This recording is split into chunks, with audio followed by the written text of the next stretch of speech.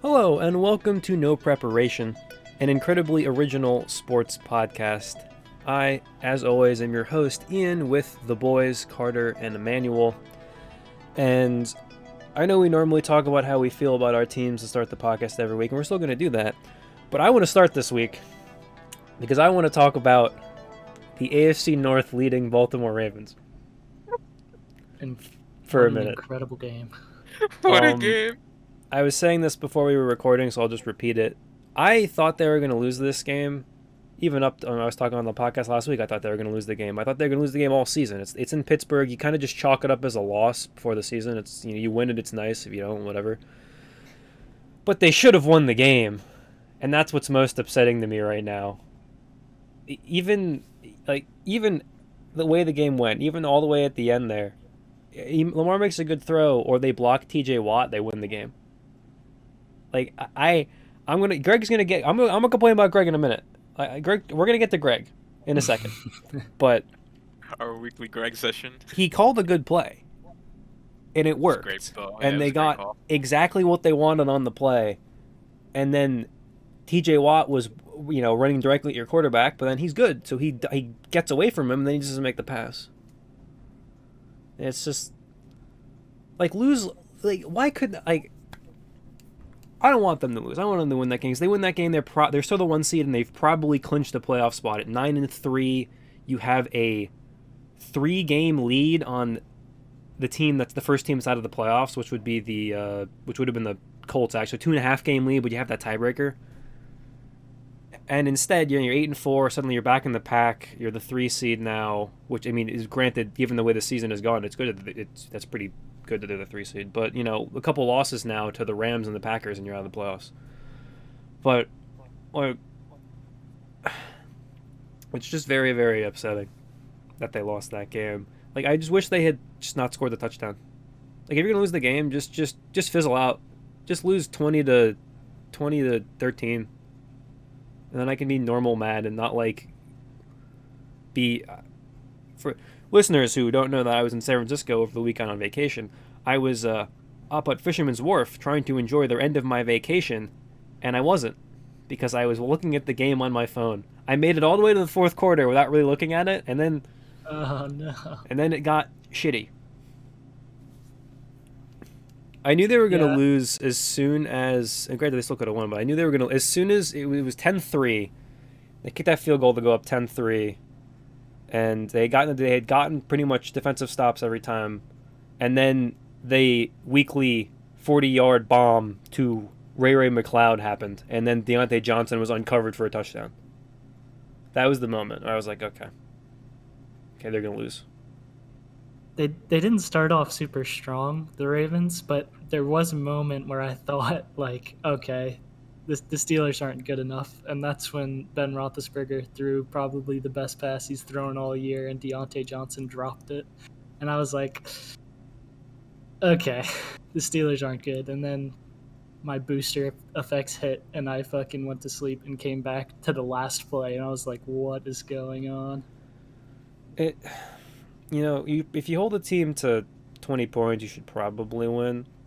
But they haven't scored 20 or more points since the Vikings game, which was at the beginning of November.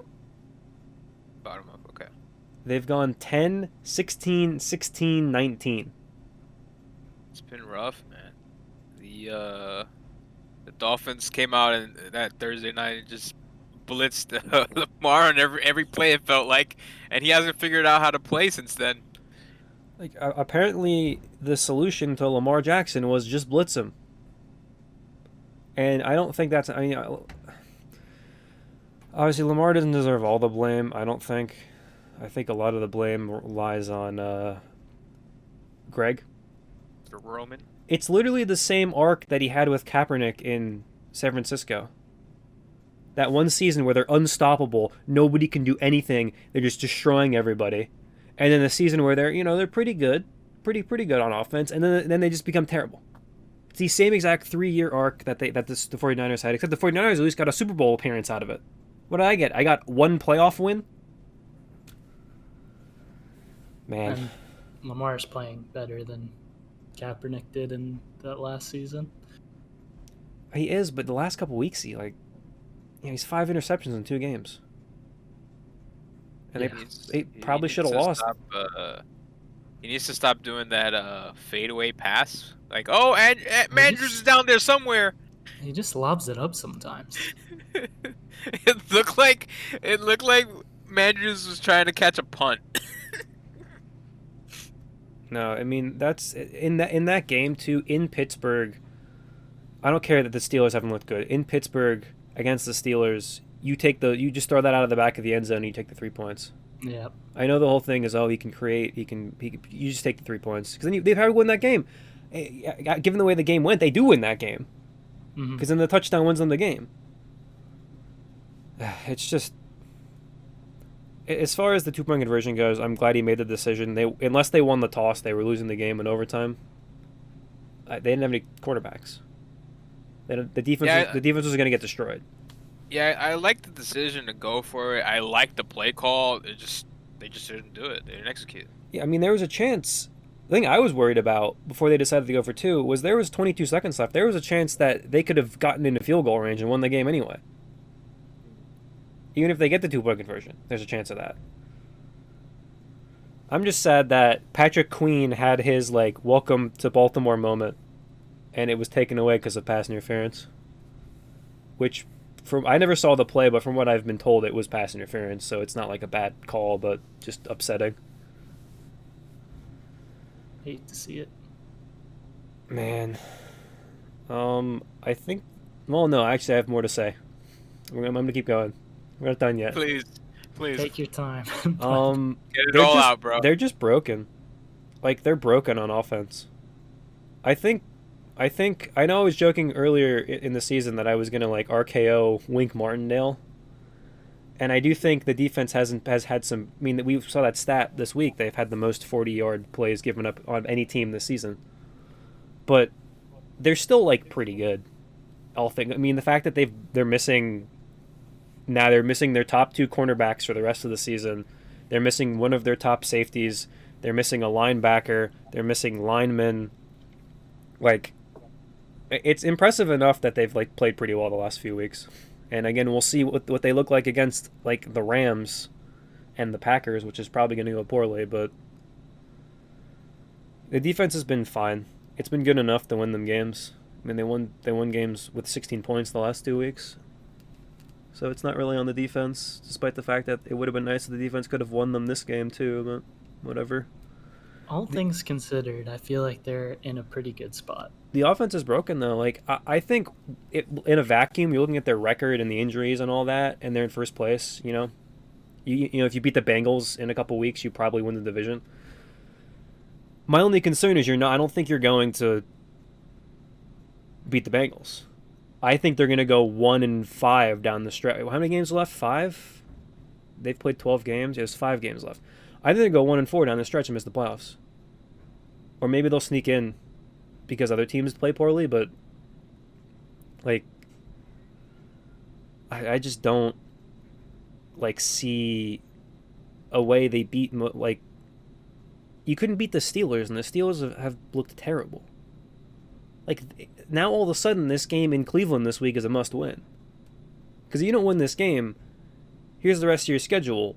Rams, Bengals, in Cincinnati, by the way, Packers, Steelers. So is it going to come down to winning this week and then losing 3 in a row and then hoping you can beat the Steelers, which that always goes well, doesn't it? Hoping you can beat the Steelers in week 17 or week 18 to sneak into the playoffs?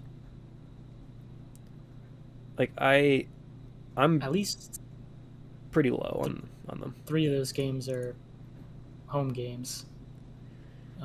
You would like the Bengals and Browns games to be home games, but yeah, but if I just don't have any, I don't know how they're going to win those games because the defense is now even more injured. They're missing their best defensive player at this point.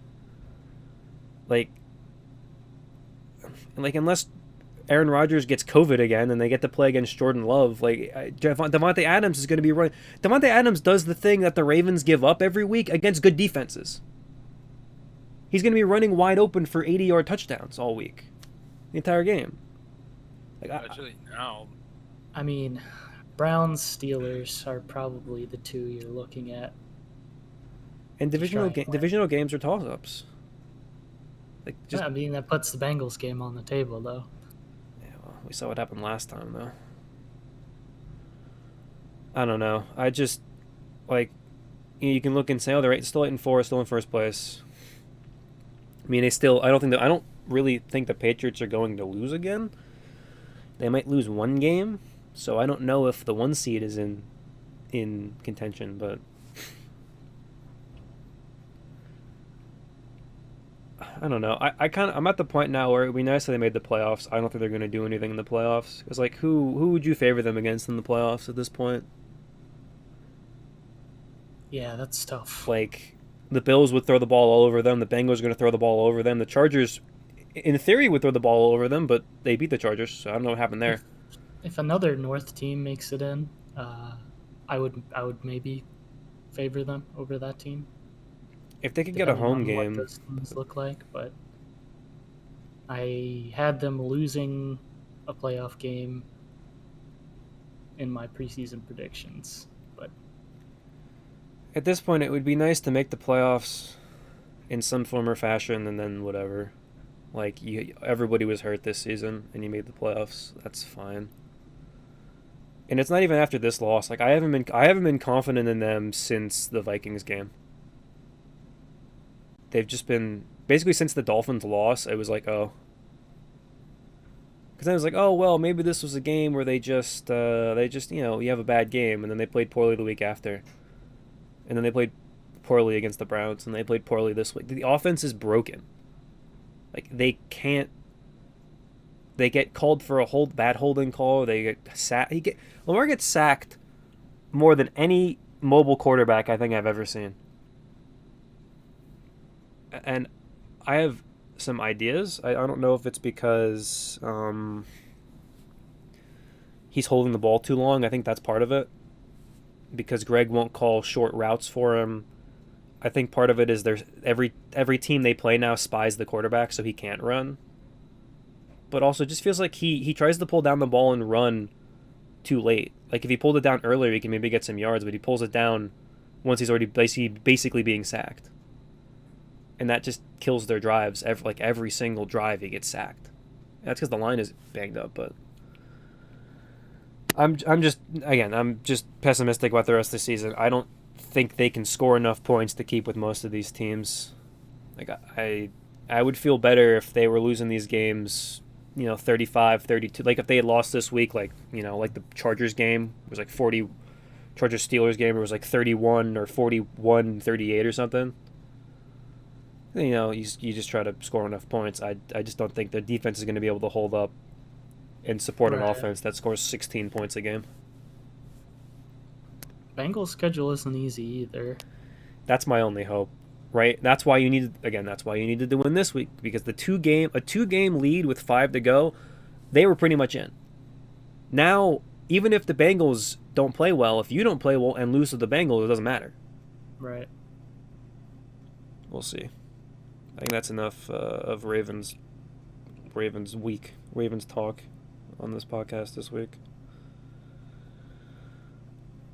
Well, the Packers were on a bye, so I don't have much to say other than the NFC North is absolutely atrocious, and I'm pretty much convinced we already have a playoff spot at this point, so that feels good. Hopefully we'll be a little healthier with the rest. How about the Jets? Positive week. Started out really well. We came out of the kickoff and MVP Braxton Berrios came out of nowhere with like an 80-yard return to open the game. Made it really easy for the offense to come out and pretty much just score. Zach looked pretty good. It was probably his best game of the season. He didn't have necessarily the highlight throws he had like in the Tennessee game when we won that game, and he had those, couple deep bombs he threw. But he had a lot more throws where he looked in control, he looked comfortable, he looked like he knew what he was doing, and he was making more of the easier throws. Because one of his biggest problems this season has been the easy throws. He throws the ball so hard that it's just very difficult to catch. It's like the guy's 5 yards from you, and he's throwing it like, oh my God, I gotta get to him in 1 second. I gotta get him right now. And he throws it as hard as he can, and Baker he'll either Mayfield style. yeah, and it's just he's been doing that a lot this season, and either he does that or he overshoots them, the easy throws. So this week looked better. He still had some issues where, placing the ball in certain spots for his receivers, making it easier for them to make the catches, because he had the most drops on the week, but some of that was on him. Like, some of those balls were pretty difficult to catch. He seems to be figuring out his connection with Elijah Moore, which is huge because Moore's been phenomenal the past month, in terms of just figuring out the NFL, and they keep throwing him the ball. He had something like 12 targets this week. Corey Davis is done for the season now, so he's probably going to keep getting a ton of targets. So they're going to keep building on that chemistry. The interception defense didn't look good though. So he just completely the ball was almost 2 feet over Crowder. Crowder tried. He's like, man, I don't have that many hops anymore, but I'm gonna go up here and try to touch this ball with one hand. He overthrew him by 2 feet, dude. And the safety was just back there. Oh, look, I'll just take this. So the interception was really bad. The defense still sucks. We could not stop them from running the ball. There was a stat where in the third quarter, we had the ball for a total of 1 minute and 10 seconds. Because we had the ball for one drive. It was a 3-and-out, and we never got the ball back into the fourth quarter. We just could not stop the run at all. And for whatever reason, Dallas Goedert was open on every single play. He had 2 touchdowns for over 30 yards each. He was just open every single play. It's just, if you have a tight end, he's going to be open against the Jets, guys. Just throw him the ball. So the defense still needs a lot of work, but, that's kind of expected. The youngest secondary in the league. Most of these kids are 5th and 6th round picks that they picked up and whatnot, who still are trying to figure a lot of stuff out. That's tough to go up against Gardner Minshew too. Minshew looked amazing. Because all he needed to do was, oh look, this guy's wide open. I'm gonna throw him the ball. It was the easiest game of his career probably. We barely got pressure on him. That offensive line from the Eagles is so freaking good right now. Got almost no pressure on him. I don't think we had a sack the whole game, maybe one. And everyone was just wide open. He was, I think, 20 for 24. He barely missed a throw. 20 for 25. And 2 touchdowns. It was just probably the easiest game of his life. Our defense is still a disaster. I did appreciate that Salah on the sidelines was furious.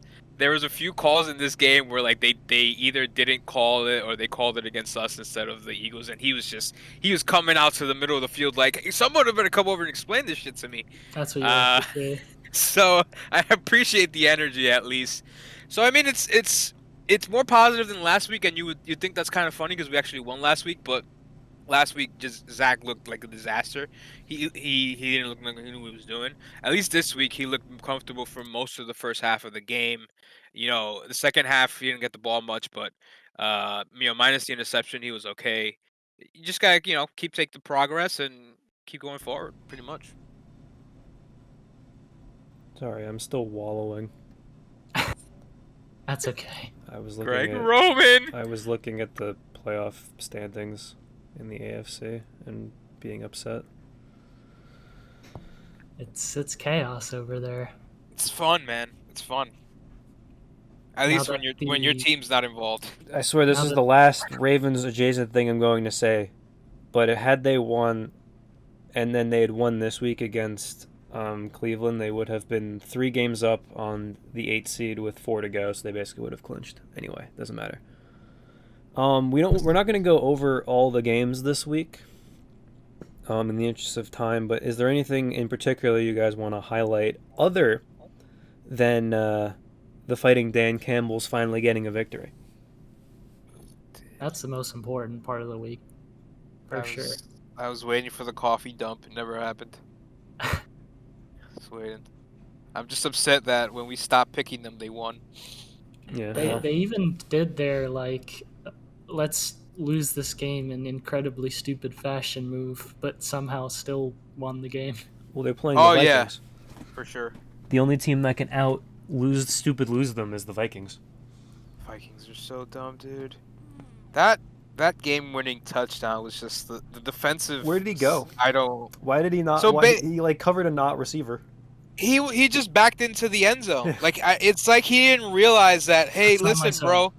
He just has to cross the goal line, bro. He backed off. He was like 4 or 5 yards away from him. He just gave Jared Goff the easiest window of his life to throw the ball in. At least make it difficult for him. He was playing the sticks, but 7 yards deep in the end zone. Good for Jared getting his first non-Sean McVay win of his career. It only took 12 That's right. tries. He never won with Fisher, right? Nope. It's insane. Washington, Can we talk about the Seattle game real quick because I didn't watch it. So you It's can one of talk the about worst things. One of the worst things I've ever seen in a game. Where Gerald Everett, starting tight end for the Seattle Seahawks, had one of the worst performances you will ever see in a game. Let me just explain this to you, right? Tight end, wide receiver, it doesn't matter. Any kind of receiver. One of the worst performances you will ever see. First or second drive of the game, they throw him a screen pass because, Gerald Everett, he's this big dude. He's like 6'4", 240. He can make guys miss. He can run guys over, blah, blah, blah. They throw him a screen pass. He fumbles. and San Francisco gets the ball. Later in the game, they're at the goal line. Russ finds him. He's wide open. Russ finds him. Hits him with the pass. All he has to do is fall back. No, he tips the ball once, and then he kicks the ball with his foot, and it's intercepted by San Francisco at the goal line. And wait, it gets worse. Later in the game, once again, they're in the red zone.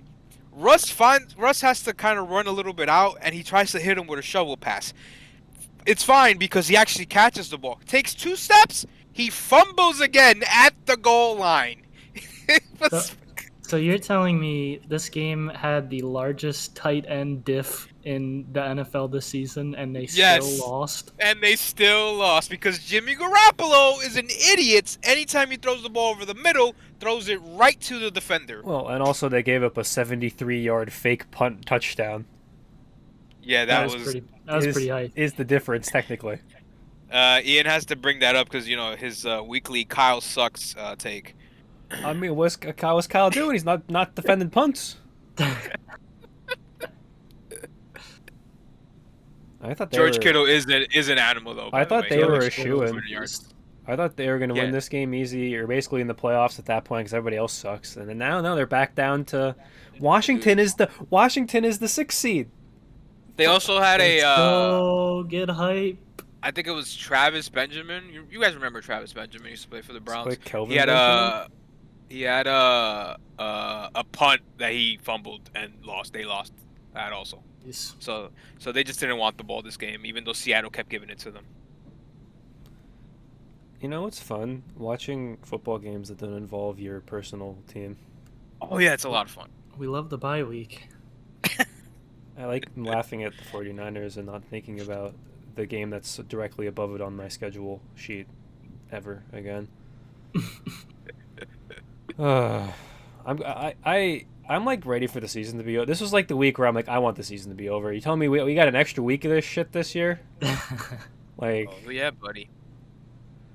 Lots of football left. I think we get Saturday games a week early too, like a week earlier. Probably this week. Really? If it's this, no, I don't think it's this week. No, I think it's the following week. Next week. Yeah, we get them like a week earlier, from my understanding. People didn't understand why I was literally crying during the 2019 regular season. Like, you don't understand what like having a good offense and just winning games by 20 points feels like when you've never had that. Sorry, I'm talking about the Ravens again. The only other thing I want to talk about from the week in review is that I was right about Taysom Hill. and I would like to have that in writing, that I was right about Come Taysom on. Hill. Finger's broken. Okay. He has mallet finger. 4 picks? Listen. He can run over dudes. He can jump over dudes. He can make dudes miss. Not necessarily the best passer in the world, but he also has mallet finger. So You He's know what? Tim Tebow. He didn't give up. He said, "I don't care about the stats. I'm gonna keep trying to win this game, even after 3 interceptions." So, what a strong mentality that man has. And I mean, they're committing to him for the rest of the season apparently, because supposedly he's gonna play with his finger like that. Apparently, it's not as bad as Russ's. Well, I don't know if that's a good idea, but But Bucks and Well, he should be fine this week because they play us. there you go. He's gonna get like 200 yards on the ground. Bucks and Cardinals good, Falcons and Bears bad. I like to formally thank Joe Mixon for fumbling, because that was the only reason the Chargers won that game, was because of that touchdown. Bengals were going to win that game. That game was so good There's if you're so not many like a Cincinnati turnovers. fan to watch. so many turnovers. The Bengals were going to win that game. The Chargers were in full Charger mode, and then Joe just dropped the ball, just fumbled, and they was run back for a touchdown. Eckler fumbled twice, and Justin threw an interception too. Just nonstop turnovers by both teams. My favorite one was the one to Chase where Burrow hits him for basically what should have been a yeah. touchdown. And he drops He it. brings the ball. No, he brings the ball over to his right hand, but it goes in the air and it's It's picked intercepted. off, yeah. It's amazing. It was amazing. It's just like, Jamar, what are you doing? You had a touchdown. The Finns are going to make the playoffs. Finns are hot. The Giants are not. We talked about Probably. Eagles, Jets. The Colts just, whatever. Take care of business. Imagine take care of business against a bad team. Washington's going to make the playoffs now, almost certainly. They look Maybe. good. I don't know if almost certainly.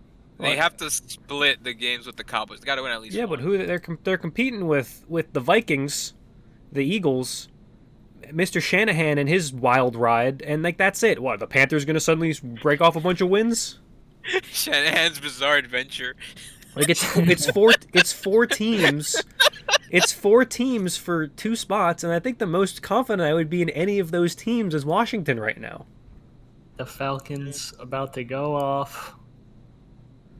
Dude, I don't know, man. I'm not trusting anything with one game don't up. know. It's Seahawks going to win out.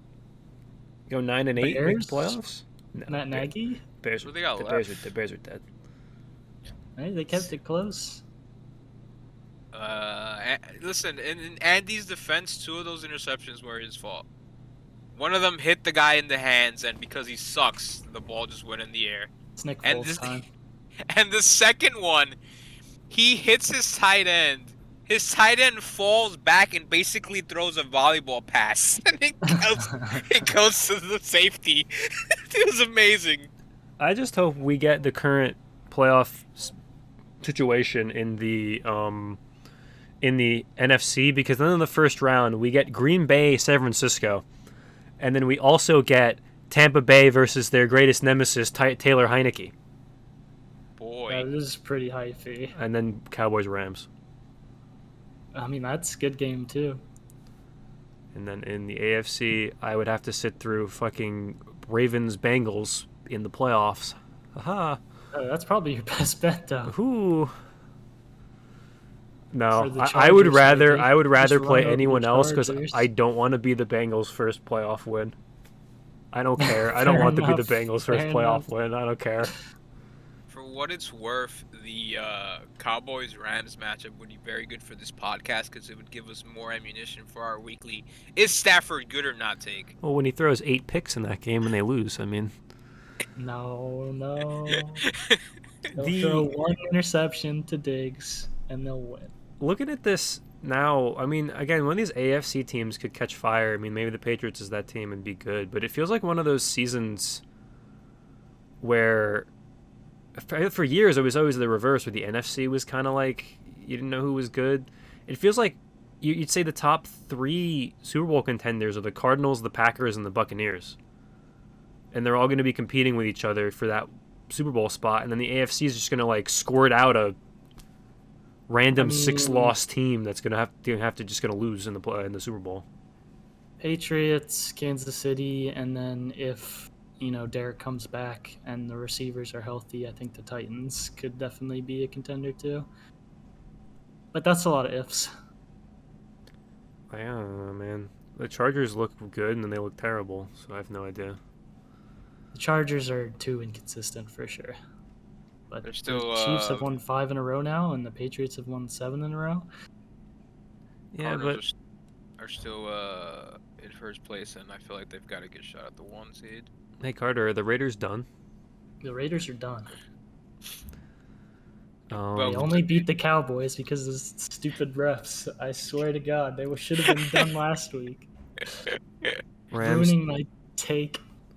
Rams took care of business against Jacksonville. We already talked about the hell Pittsburgh game. Kansas City beat Denver because Sorensen had a pick 6, and that's it, kinda. And because Denver's offense is bad. Like, besides Javonte Williams, Denver's offense is bad. Yeah, it's really weird that everyone in the AFC now is. I haven't watched the Titans in a couple weeks, but like, Kansas City's defense playing well, offense looks terrible. Patriots offense looks pretty questionable. Defense is the best in the league. Ravens defense playing better, offense is terrible. Like, I thought defense was done, guys. I thought all the rules were in favor of the offense now. Weather is starting to hit. I just think all the quarterbacks have just been brain melted. Brain melted? Yeah, everybody's just like chucking the ball around the field and get picked off. It's been a rough year for quarterbacks, I'll agree.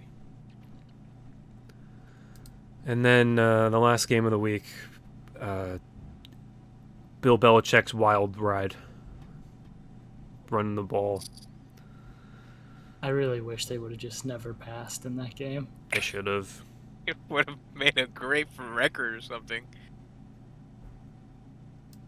I always laugh. I mean, the question was, I don't know if you guys saw that. Somebody asked the Bills defensive players about like the Patriots running the ball all over them. I saw that. And they got like really angry. And I think that's a dumb question and you shouldn't have asked it. But also, like, I hate how we always take the players' side there. Like it's. I'm trying to think how to articulate what I want to say. Like, doing a press conference is part of your professional like duty. Like you get paid millions of dollars, and part of the reason you get paid millions of dollars is because of the TV deal and the coverage. I understand that in the last 10 or so years, the absolute state of sports journalism is not exactly improved.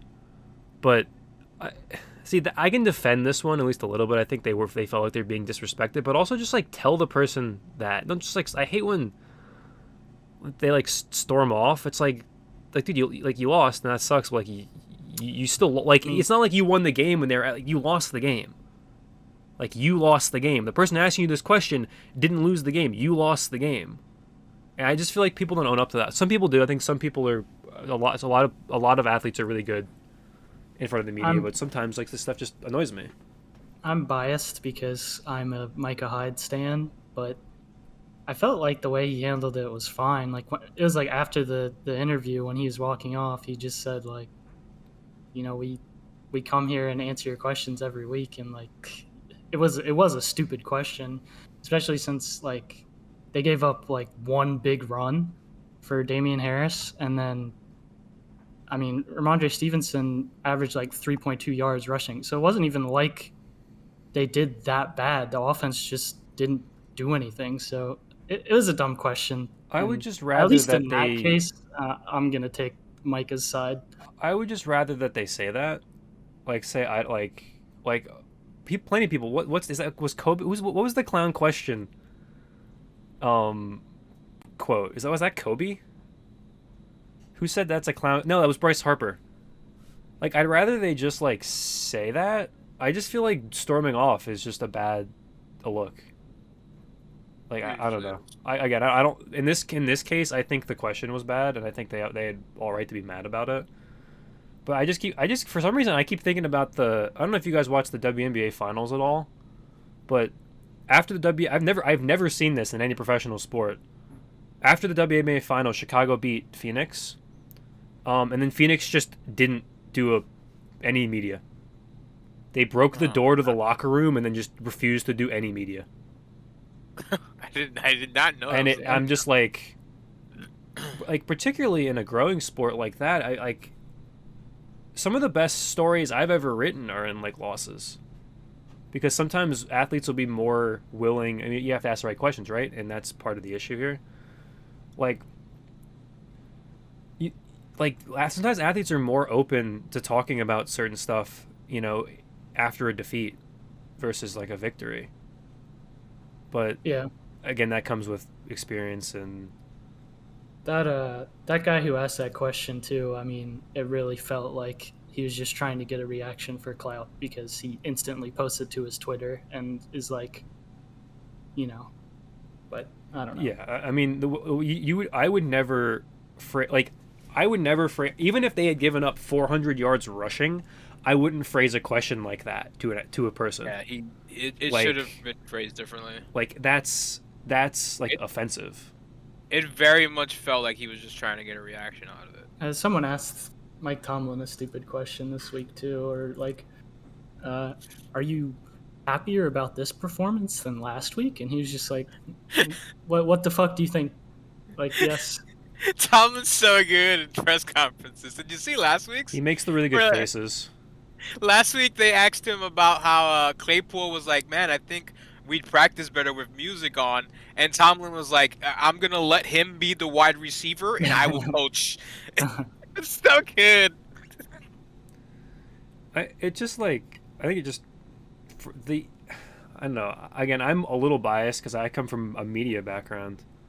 Right. And I just feel like it's unsolvable because I feel like so much of sports media now is just such garbo. Mm-hmm. It's just like getting like these salacious headlines or getting these like quotes or getting like, whatever stuff that'll like you can post on Hoop. What's the bad basketball Instagram? True Hoop? Like those accounts. Yeah. And I think the players, a lot of the players know that, but it just feels like now the relationship between the media and athletes is even worse because there is that significant shred of truth that there are people there just trying to like quote bait basically, and it makes it harder and harder to get like actually good coverage. Yeah, it's almost like reverse because before like the players used the media stuff to gain like I don't know, influence, right? But now it's almost like the other way around. Yeah, it's just I hate it so much.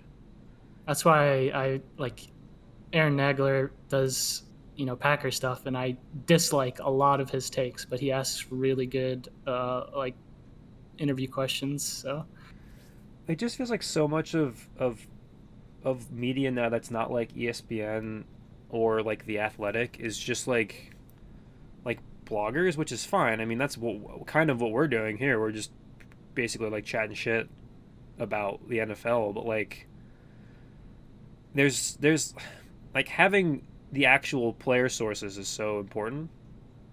And like I wouldn't equate to what we're doing or what like when I've like written blogs about the end, like I wouldn't equate that to like actually reporting. And it just feels like Bleacher Report. It's like, don't do any. I'm sure some people they do reporting, but like so many of those fan sites, it's like you just rip a tweet from an actual reporter and then just add your own opinion to it. Yeah. Give it your own weird take. And that's the Twitter. I feel like a boomer. That's the Twitter thing. It's you have to fire off your opinion. Welcome to my life. You have to fire off your opinion, and like I know we do that here because it's funny, but like I'm not gonna tweet at Matthew Stafford and be like, "Yo, bro, you're trash." Like, gonna tweet at Taysom Hill. Hey, listen, Trevor should be starting. Like, ask Matthew Stafford after the game, "Do you think you're overrated?"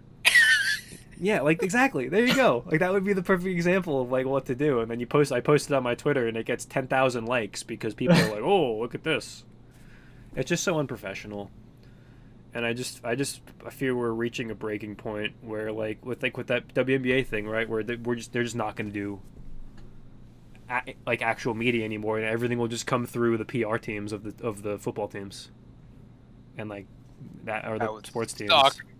That would suck so much. Because even COVID helped that too. Like the MLB didn't have locker room access this season or something. Like last season, I think this season, because last season obviously they wouldn't, but this season I think they didn't have open locker room access for reporters, which is often actually the best time to get quotes and stories is the locker room, because it's not you can get one-on-one with a player. You can even if it's a couple people, you can usually chat with a player instead of having to ask them questions up in front of cameras. And so if sports start doing that and not allowing reporters into the locker rooms because the players are mad at the reporters because they're asking bad questions like this, it's just going to hurt everybody involved, I think, personally. And I think that kind of sucks. I agree. Yep. Anyway, you want me to tell a story about how I interviewed Zaza Pachulia in the Golden State Warriors locker room? Did you ask him about the dirty play on Kawhi? That was, I think, before that happened. Oh, okay. This was 2018. I don't remember when that happened. I was asking him about how, because that was the year the Warriors had 4 of their starters be All-Stars, and then Zaza was the 5th. So I was talking to him about that, and it was very funny. He's very funny. Anyway, now that I went on that tangent about the state of sports journalism, let's get to our picks. Let's get to our Week 14 picks. Hey, it's something new. Spice it up. Oh, I like how we were we're not going to go through the games this week, so we can get, we'll be a little faster this week. And then I'm like, what if we talk about journalism for 15 minutes? Sorry, I had to spend 10 minutes on Gerald Everett. No, understandable. I spent the first half of this podcast talking about the Baltimore Ravens. Okay, so first game of Week 14, a big one for both conferences and a big one for my personal sanity.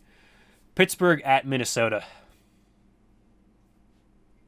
I'm gonna take the Steelers just because I think the Vikings, with being injured and they just look terrible, I'm gonna take the Steelers. I'm gonna take the Vikings because I need to, because if the Steelers win this game, I'm gonna tear my eyeballs out. But I I do believe the Steelers could. Steelers make the playoffs. I've been saying this all season. That they're going to make the playoffs because of that tie.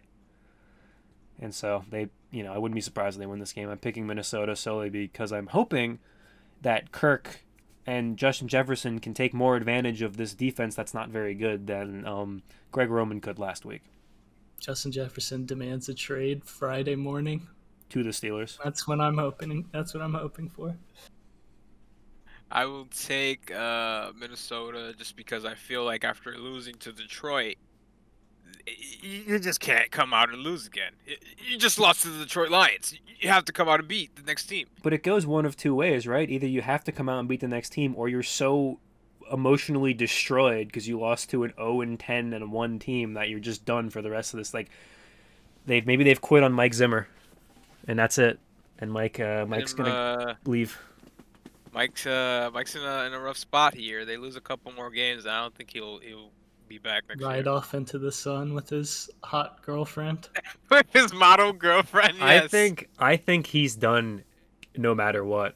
Even if they make the playoffs. Okay. Even if they make unless they make the playoffs and go on a run, I think he's done. I can see it. Okay, well, the next game. Baltimore and Cleveland, baby! Not this again.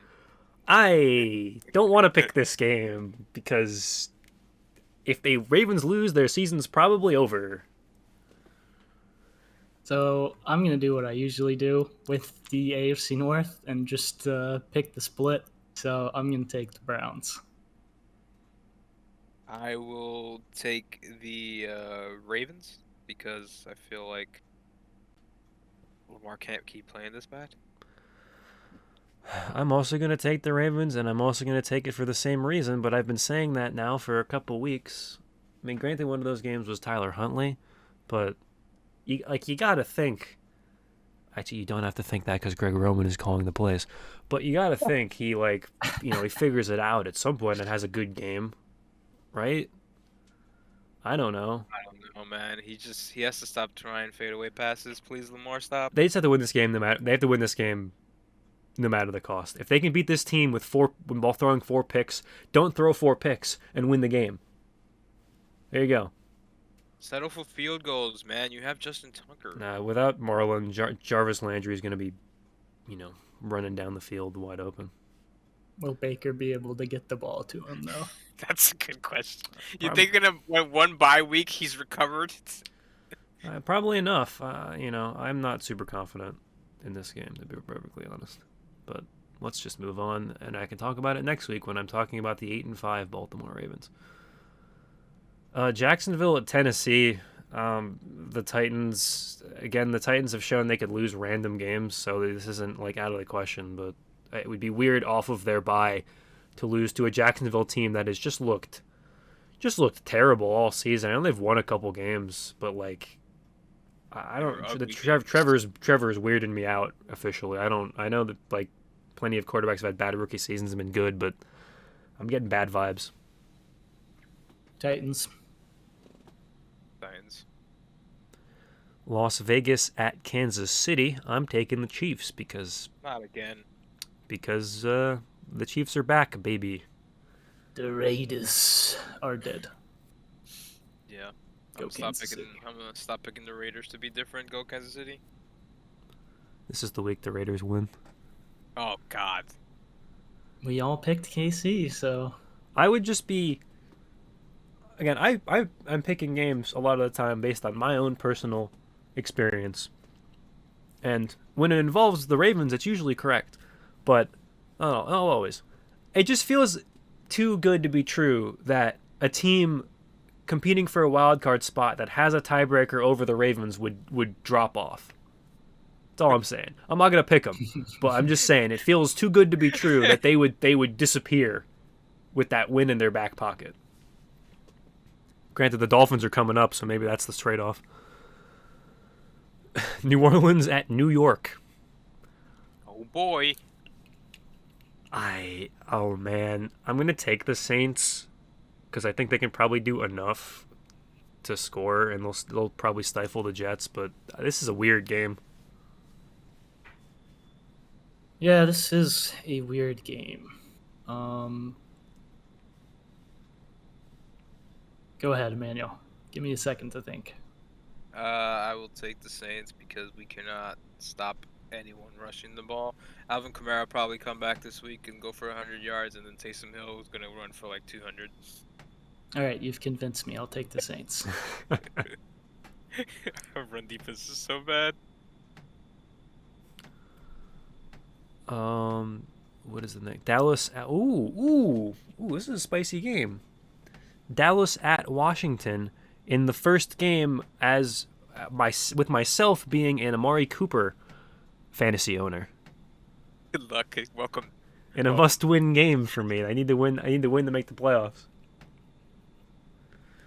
I'm gonna take Washington. It's in Washington. I think Washington's hot. Dallas has looked wacky and not very good. I think Washington wins this game and makes things interesting and kind of solidifies themselves as that 6th seed in the NFC.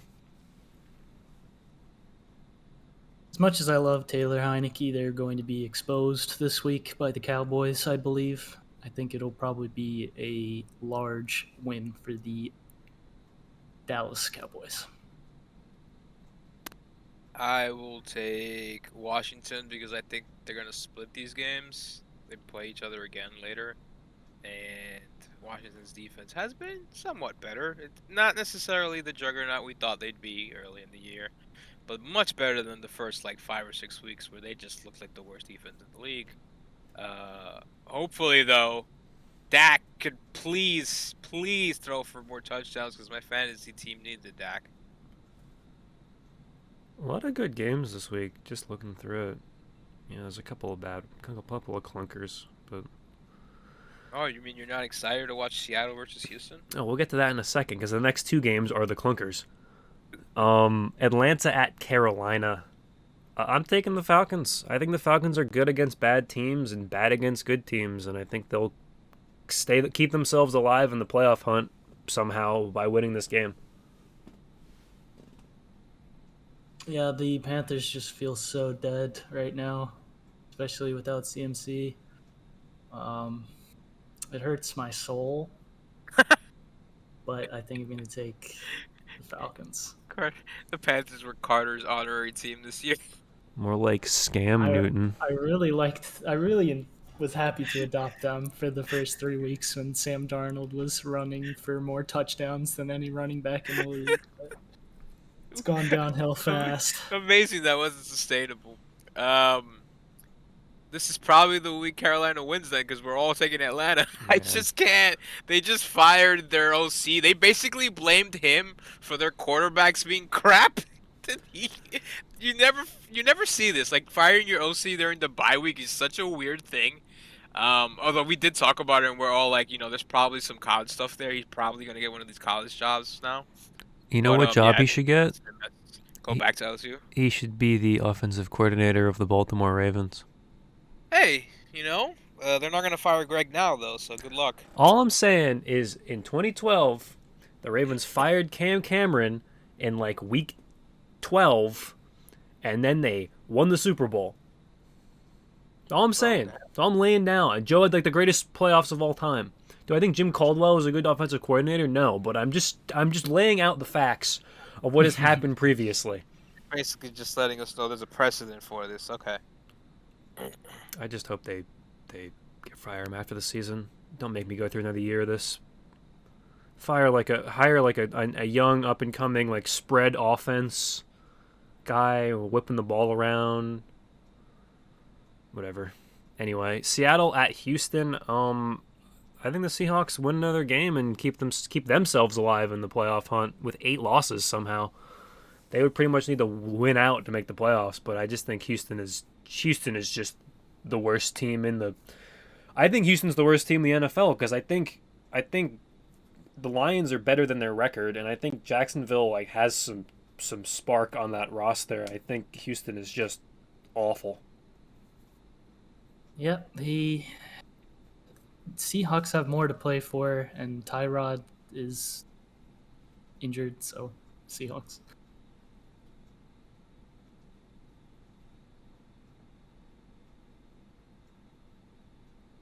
Manuel? My bad, I was muted. I was like, did we lose you like me last week? I think you guys make really good points. I do think Houston has a case for maybe the worst roster in the NFL. Tyrod might not even play this week. Apparently, he has ligament damage in his wrist. We'll get more Davis the Neck Mills performing. Yeah, I'm starting Davis Mills in fantasy. Oh boy. So we all go Seattle here. This is also Russ looked a little bit more like Russ. Not is he healing? Russ. He's healing. He's still one of the great healers of our time apparently. But I was waiting. But he should have still sat out 2 weeks more than when he did. He's just I'm Russell Wilson and this is my ego. I'm Mr. Unlimited. We gotta come back. But he looked a little bit more like Russ this week. I think he can do enough to beat a terrible Houston team. Now the late slate, the winning almost on a winning. I guess one win is not a winning streak, but the coming off of a victory, Detroit Lions at the Denver Broncos. What a game for the Broncos to get offered up in this trying time. Yeah, I'm taking the Broncos. I just think they're gonna. Just unless the Lions have become this, they've opened the box. Suddenly they're free. I'm still gonna take Denver. I think their defense is really good. I think they'll stop Jared Goff from basically doing anything. What's in the box, Ian? All the victories that they haven't been able to get. Suddenly they're all gonna come at once. There's a victory box. What would be more Lions? What would be more Lions than to suddenly win a bunch of games and not get the number 1 pick? That would be pretty bad. Well, I just think Denver's defense is too good. Yeah. and this will keep them in the playoff race. Yeah, it's in Denver. Detroit's coming off this high. Like, oh, we finally won. Did you see them after that win? They were losing it, man. Good for them. Yeah, I mean, I would. Yeah. But yeah, to Denver. New York at Los Angeles. Jake Fromm is reportedly going to start for the Giants. I'm also starting him in fantasy. Oh God! In What kind of deep leagues are you in? It's a 12-team league with 2 quarterbacks starting. God. Daniel Jones was one of my starters, so obviously I have to put Fromm in.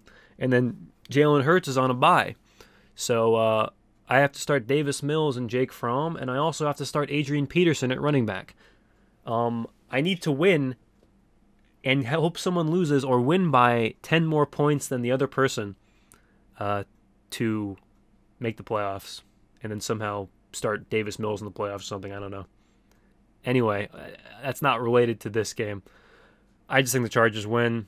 I think the Chargers have... I think Brandon Staley has done the best I've ever seen since maybe Schottenheimer like 15 years ago of making the Chargers not charger as much as they normally charger. Like, there have been a few games this season where I feel like the Chargers normally lose it. That Steelers game last week. There's a couple games earlier in the Chiefs game earlier in the season. So they're looking pretty good. I think they win this game and solidify their space as like the 6th seed or the maybe even the 5 seed in the AFC. Yeah, I'm going to take the Chargers too. How great for the Chargers to be given this Jake Fromm game against the 4-8 Giants to, go up to 8 wins at this point in the season. It's a free win. They definitely won't blow it in the fourth quarter by some ridiculously stupid stuff. Go Chargers. Yeah, I will take the Chargers because I don't believe in Jake from State Farm. I do not believe. Boo. I do think that as things are shaping up, 10 wins is what you need in the AFC to make the playoffs. I think everybody's going to have 10 wins. Seems like that's the number. And so the faster and the closer you can get to 10 wins right now is the better for all of these teams, including one of the teams we're going to talk about next, the 49ers at the Bengals. Similar to the Thursday night matchup, I'm taking the 49ers because I need them to win, and that's really the only reason. Great analysis. Go ahead, Emmanuel. I will take the... Oh, man. See, this is a weird game because Cincinnati probably comes back in that game this past week if they don't fumble the ball and start throwing picks and stuff. But I still, for whatever reason, I still find it so hard to believe in either one of these teams. I just don't. I will toss a coin and I'll take the 49ers. It's like the Raiders-Bengals game from a couple of weeks back. It just feels like two teams that are, I mean, not spiraling per se, but two teams that are kind of on the precipice of maybe dropping out of the playoffs or maybe getting into the playoffs, and you don't know who is really the better team. Do we know if Debo's playing? I do not know off the top of my head. That might be like a Saturday decision or something. Yeah, last I saw, they think he'll practice this week, but there's no confirmation if he's gonna play. This is probably the game of the week for me. I think the Bengals are favored by 1 point, so I'm gonna take the underdog 49ers. We're all going 49ers. We all took the 49ers. We all took the 49ers, which cool. Maybe, yeah. Thanks, guys. One of you couldn't taken this bullet? Could have just taken the Bengals? I love this man Debo. If Debo doesn't play, I'll take the Bengals. Joey's hand is still banged up though, so that might have some ramifications. He dislocated his pinky, from what I remember. It looked bad. Yeah. What's gonna happen is Kyle's gonna hear wind that Ian picked him this week, and then they're gonna lose, so that Ian can have more ammunition for the Kyle sucks narrative. It just feels to me. It feels like to me a week where the Bengals win this game in very stupid fashion. The Ravens lose, And then the Bengals are in first place, and then I have to do this whole spiel again next week. See, I think Kyle's a genius because who else is smart enough to go, you know what? This is our best player. Let's just give the ball to him in the backfield. I think he's a good instead of offensive letting Jimmy coordinator. throw it to him. I think he's a bad coach. I think he's a good offensive coordinator. And then probably the game of the week, or one of, there's some pretty good games, as we said. Buffalo at Tampa Bay. I am taking Tampa Bay. I think they've looked pretty good. I think the Bills are in some sort of weird spiral right now, and I also think Tom just haunts the good people of Buffalo. Yeah, I think I'm going to take Tampa as well. If only this was a primetime game, maybe I would take Buffalo, but... If only it was in Buffalo. I will take Tampa. Yeah, true. I will take Tampa just because Buffalo's out here pissed at everyone. And then what's going to happen is Tom's going to throw for 2 touchdowns. And then they're just going to hand the ball off to Uncle Lenny Fournette. Lenny's going to run for like 300 yards. This is a calculated triple stack on the Buccaneers because I'm going to be rooting for the Bills. So, I mean, I'm fully in. I need every AFC team that can lose. We've reached the NFC team playing an AFC team. We've reached the final. We've reached the final part of the season where I'm rooting for the Buccaneers, the 49ers, the Giants, the Lions. Jesus. Let's see anybody else on here. Technically the Jaguars, but whatever, and the Vikings. If I have to rate those in order of importance, 49ers, then Vikings, then Buccaneers, then Giants and Lions, because the Ravens have tiebreakers over to Denver and Los Angeles. So really the 49ers is the one, because then no matter what happens in this hell game, they're still in first place. Hey, maybe the Bengals will lose out and the Ravens will also lose out, but then they'll still win the division because everybody lost. They play each other. Fuck. The Ravens will win that one game, and then everyone else will lose all the rest of the games. Boom. Done. We figured it out. Okay, and then why? I thought we had flexing. I thought we could flex games. Why? You can't flex the biggest rivalry in the NFL. Why is any of those games I just listed, 49ers, Bengals, Buffalo, Tampa Bay, hell, you could have even put Dallas. I would have rather watched the NFC East this week than Bears, Packers. I'm guessing they probably would have flexed the Buffalo Tampa game if they could have, but that's probably on Fox, and Fox was like, fuck off. And they can't. That's why they should have just made Packers-Bears primetime the early Packers-Bears game instead of the late one. And they got unlucky because they can't flex Ravens-Browns. I mean, why would you? But they can't flex Ravens-Browns because it was already on Sunday night. They can't flex Vegas-Kansas City because it was already on Sunday night. I'm guessing maybe Dallas-Washington is already a primetime game the next time they play. Yeah, guess what's in Sunday Night Football in 2 weeks? Dallas-Washington. East, baby! So you can't do that. And then what do you have left? Like the 4 o'clock games. The two 4 o'clock games, but I'm assuming they're both on CBS, so that is interesting. Because usually, are they? Usually the networks can only protect one game a week, and you would think they protected Buffalo, Tampa Bay, and then Fox protected none of their games because all the Fox games are terrible this week. Goodness. But why is San Francisco, Cincinnati not prime time? That's a Super Bowl rematch too. The line in this game is history. Like, it's all about the history. This game's gonna be bad. It's in Lambeau too, so I can't even meme that the Bears are gonna win the game. The Packers are gonna win the game. The Bears are bad. I wish I was in a division with teams that were 2-8. It would Good be time. nice. Highly recommend.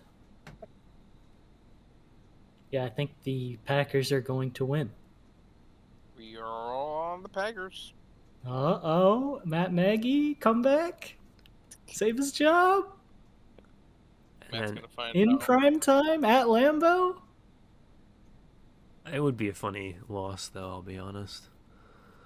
Our last game of the week, and maybe this is the game of the week. Actually, I think Buffalo Tampa's up there, but Los Angeles at Arizona, basically the Rams' last chance to win the division.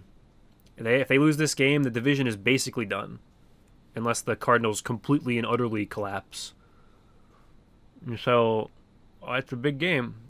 It's a big game for Sean. But I am taking the Cardinals. I think the Cardinals will just look like the best team in the league this season. I think they're going to basically not clinch the 1 seed, right? Because they have that loss to the Packers, but pretty much clinch their division this week with this win over the Rams. Matthew Stafford is my king. Go Rams. Man. We're back, baby. The Matthew Stafford narrative. Hear me out. So, I think this will be a month almost now with Odell in town. They'll figure out what's going on in offense. The Arizona, you can make the case that defense is overachieving. It's been overachieving all season. They've gotten the benefit of some, playing some bad teams here and there, of course. But I think the Rams show up for this game. It's in Arizona. There won't be any weather issues. Arizona's always hot, and the Rams win. The last time the Rams beat a team over 500 was September 26th. And who was that? The Tampa Bay Buccaneers. Good win. Oh, good. Yeah, a good win. Right. Everyone was like, "Oh, they're the best team in the league now." Yeah. Since then, they lost to the Cardinals by 17. They beat the Seahawks, the Giants, the Lions, the Texans. Then they lost to the Titans, the 49ers, and the Packers, and then they beat the Jaguars. When was the last time Arizona beat a team over 500? Let's see. I actually don't know. Probably that same game where they lost. Maybe it might have been the Rams game. Rams. It would have been the Rams. No, it was the 49ers, technically. Are the 49ers over 500 or under 500? At that time? They're 6-6. The 49ers are 6-6, so technically they were 3-5 at that game. Well, yeah, but if we count it like that, they're not over 500 if they're 6-6. So still the Rams.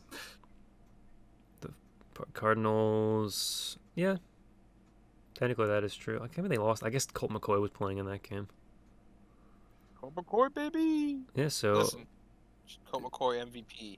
This will be interesting down the stretch. They play the Rams, they play the Colts, they play the Cowboys. They play the Seahawks. And those divisional games are always wacky, but that might not matter. Maybe for the 1 seed, though. Well, maybe the NFC West is a little overrated. But also, most of the NFC is under 500. There's only 5 teams in the NFC that are over 500. Right, so many teams are still in the hunt, as they say. And there's 2 teams at 6-6, and everyone else is under 500. That's pretty funny. Washington would be the 11th seed in the AFC. The 11th seed. Interesting. Maybe that's why these teams have these division winners have better records than the AFC teams. I don't know. Food for thought. But that's all the games this week. I mean, I think it's a pretty good slate, all things considered. Solid. Me too. Should be a fun week. Well, it'll either be a fun week or a terrible week. Unfortunately. We're really gonna set the tone early for me on Thursday. Either the Vikings are gonna win this game, and I don't have to really worry about the Steelers anymore, or the Steelers are going to win this game, and then they're like a half a game back of the Ravens for the division. How's that way? Be 7-5-1. Ravens would be 8-4. Yeah, no, like a game, because of the tie, they'd be a game back. That's really weird. If the Ravens lose, then they'd be a half a game back. That's how that would work. Anyway, go Vikings. We like the Vikings here this week. Yeah. You've already clinched the division, basically. Don't worry about it. You gotta remember, I'm a diet Steelers fan, though. No. Gotta take that into account. Get out of here. All the real Steeler fans I know have been saying they wanted to tank. Okay. I think that's everything from us for the NFL this week. Carter, do you want to do your weekly soccer talk? Yes. The MLS playoffs are fire, and the MLS Cup final is Saturday at 3. So Who's that should be a banger. Who's playing? It is New York versus Portland, I believe. Oh, it's NYFC. I have an NYFC shirt. I should put it on. Those games have been very good. They've looked more like regular soccer than MLS has in the past, which is fun and nice to see. Also, like our only big sporting event this Saturday, I think. Other than the NBA games, but like I don't really watch regular season NBA that much. Like, because there's no college football anymore. Oh, true. So it's they don't get this- to the bowl games or whatever. Like That won't nothing be on. till what, New Year's, or when do the bowl games happen? Oh, like next week they start. Let me check. They usually start on the. Wait, it doesn't Army versus Navy, but nobody watches that. Oh, well, okay. I'll probably watch a little bit of Army versus Navy. I don't know how good those Yeah. teams are this year, though. Don't they still run the triple option? Navy, yeah.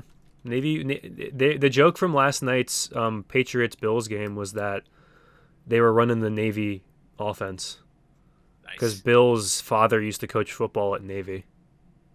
Oh, true. I didn't know that. Yeah, the first bowl game is Friday, December 17th, Carter. Gonna be a bit. It's Middle Tennessee versus Toledo in the Bahamas.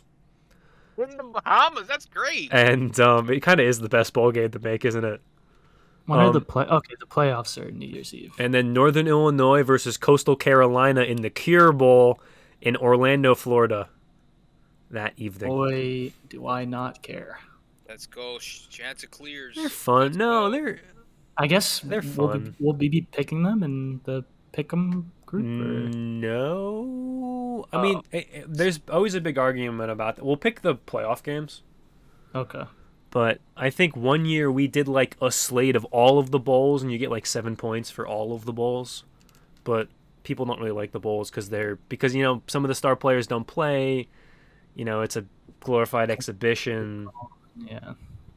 They're fun You though. got- You got players opting out because they're going for the draft, stuff like that. I will not watch any of them. No, probably. you should. I think the best way to watch the bowl games is just like have it on. I don't think you need to like sit down and be like, I'm gonna Yeah. watch this entire bowl game. I think it's fun to like have it on, particularly around the holidays. You just like you're wrapping gifts, so you're getting ready for Christmas, and you just have the bowl game. You have like let's see what's like the games right before Christmas are. Yeah, like you have the Gasparilla Bowl on, which is Florida versus UCF. Excuse me? The Gasparilla Have Bowl.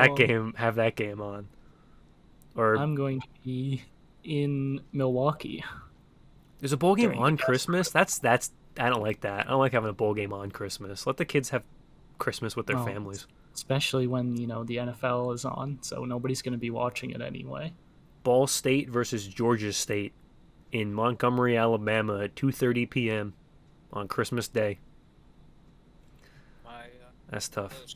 My little spiel on Coastal Carolina is they have a great logo, great mascot, great colors, but they've lost 2 games all season. Guess what one of those games were? You're super When I locked. super Yeah. locked them.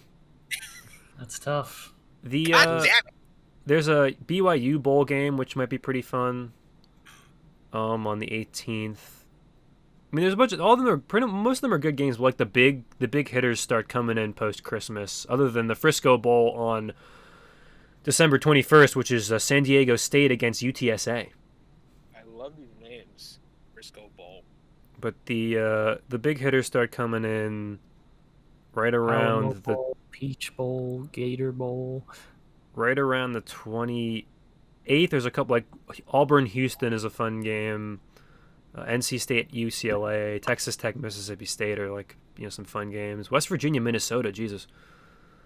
I'm trying to think where the first big game that I would recommend watching would be on December 29th either Clemson, Iowa State, because Clemson playing in the Cheez-It Bowl was very funny to me, or Oregon, Oklahoma in the Alamo Bowl at 9:15 Eastern Standard Time, the battle of the interim head coaches.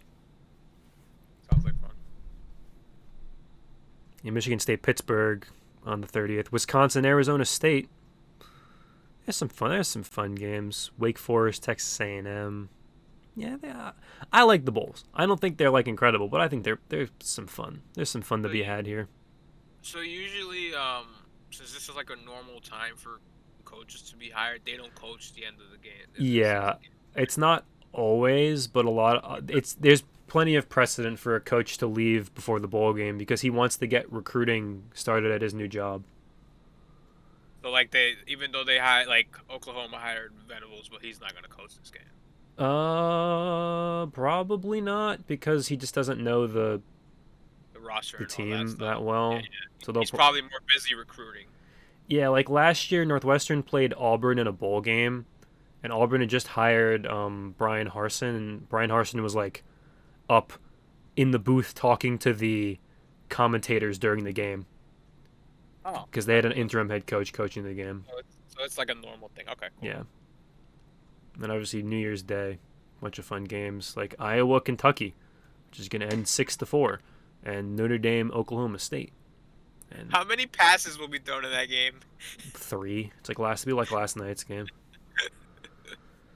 Yeah, and then obviously, real quick, we can talk about this again next week because we'll be a little closer. We can maybe talk about the games a little closer. But who do you guys think is going to win national title? It's hard. It's really hard to pick against Bama after they played the way they did last week. It is. I agree with you, but I'm gonna take. I kind of want Michigan to win, but I'll pick Bama. I'm gonna pick Michigan.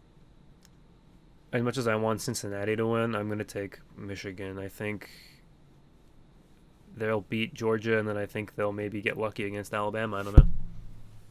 I'm going to take Georgia. Oh, look at that. We're all taking different teams. I'm back. I believe the last couple times the SEC championship or the SEC champion lost, They won the title, yeah. the return game in the championship game. So Georgia over Bama. Part of me just wants Michigan to get blown out just because the Big Ten. It would be funny. But yeah, I think Georgia. If Georgia wins the title, it'll be over Cincinnati. I think they officially have some sort of mental blockage against Alabama. They just cannot beat Alabama in a big game. Kirby's like, I'm sorry, boss, I still can't beat you. Yeah, when Nick sends his assistant coaches out to other jobs, he implants a chip in their brain that has a switch that's you cannot beat me. You're not allowed to beat me in a football game. Okay. So what happened was Jimbo's chip malfunctioned? Yeah. And that's how they won? Oh, no, well, Nick doesn't want you to catch on about it. He doesn't want anybody to know. So occasionally he'll let, say, oh, can we lose this game and still make the national title game? Yeah, okay, I'll let this one slide. He waited a long time before letting Jimbo beat him. Yeah, there you go. And then nothing looks off because they always beating him. Sure. Okay. My favorite was Kiffin during the game earlier this year. Get your popcorn ready. They scored 12 points. He really got his popcorn ready, huh? The funniest part of that game was the Alabama mascot eating fake popcorn during the game. That was great. Oh, I think that's everything for us this week. Nice little streamline. I mean, we're still almost an hour and a half, but I feel like we got a lot of topics covered this week versus our usual in-depth Houston Texans podcast that we do here. Thank you guys for listening. We still did talk about them. Thank you guys for listening. As always, please subscribe to the YouTube channel if you're watching us on YouTube. And we'll see you guys again next week for hopefully more NFL fun, and maybe I'll make these guys talk about the bowl games a little bit more. We'll see. Thanks again, and we'll see you around.